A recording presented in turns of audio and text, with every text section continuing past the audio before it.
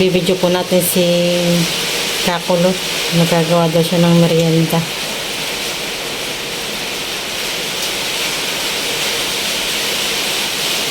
Anong gagawin mo dyan? Yung merienda yan. Choco palito, tapos nilagyan din po natin ng cheese. Yan, at namasa na po niya yung glutinous rice flour. At ngayon po ay maulan. Kaya nagugutom.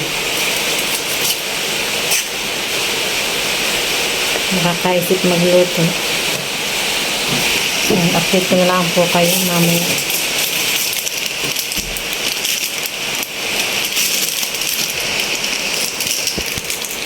Yan, update ko na lang po kayo mamaya kung ano ang susunod na gagawin.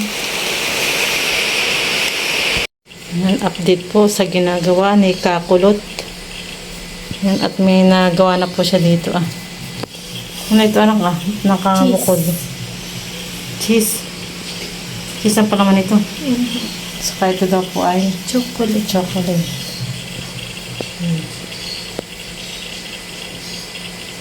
Gumagawa siya ng pang-merienda.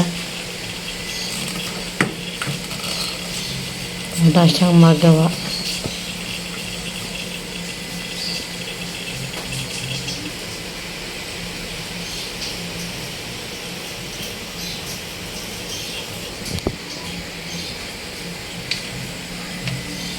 Chocolate chips po ang kanyang nilalagay.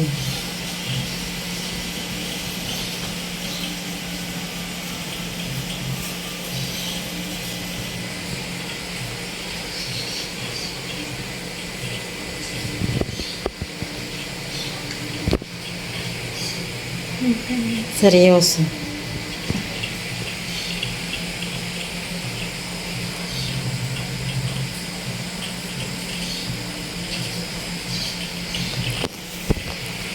At binahilo-bilo na. Binahilo-bilo na po. Binilog-bilog na. Binilo-bilo pa nga, binilog-bilog.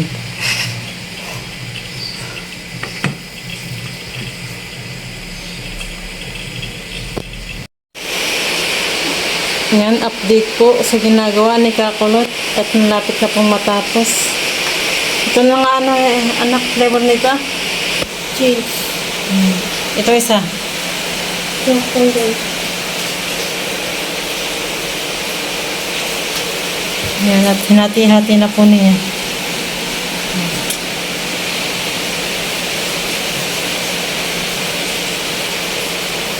Marami din pala yun.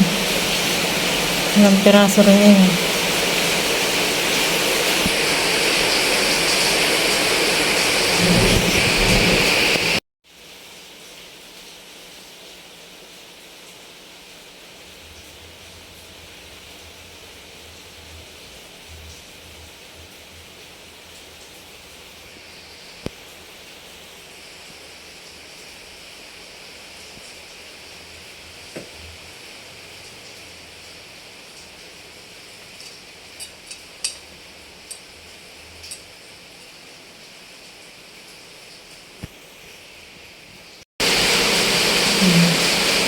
Tapos na po siya magbilog-bilog ng kanyang lulutuing palitaw.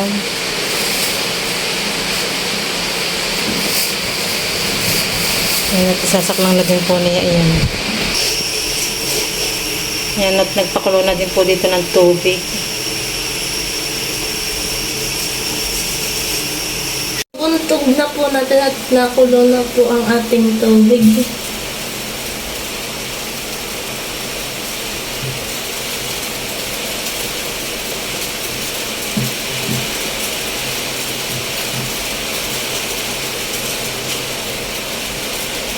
Parang kulang yung tubig, anak.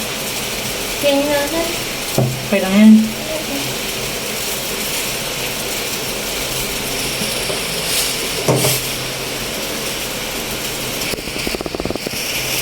Cheese po muna ang ating lulutuin.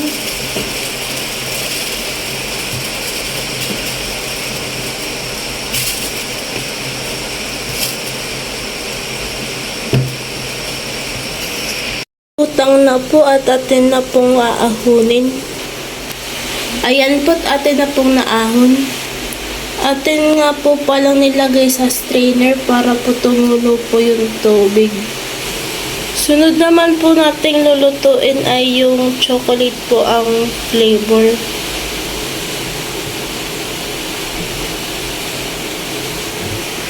Ayan po't atin na pong naibuntog yung chocolate flavor na palitaw.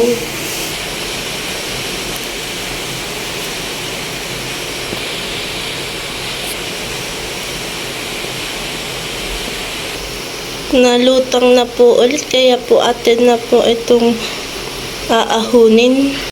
Ating na pong nailagay dito yung ating chocolate flavor. Ito po, kasi ito naman po yung cheese.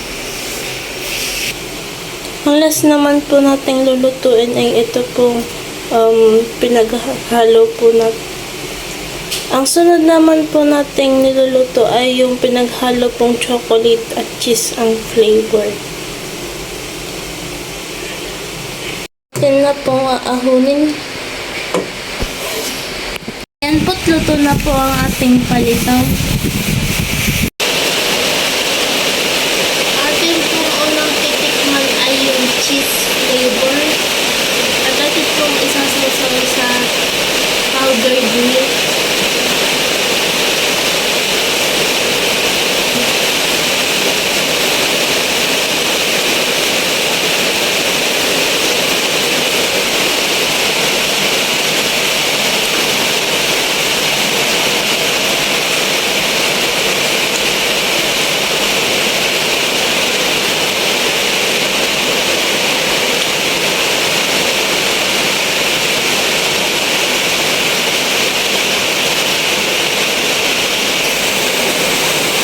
Sunod ko naman pong titikman ay yung chocolate flavor. Atin po ulit isasaw-saw sa milk, powdered milk.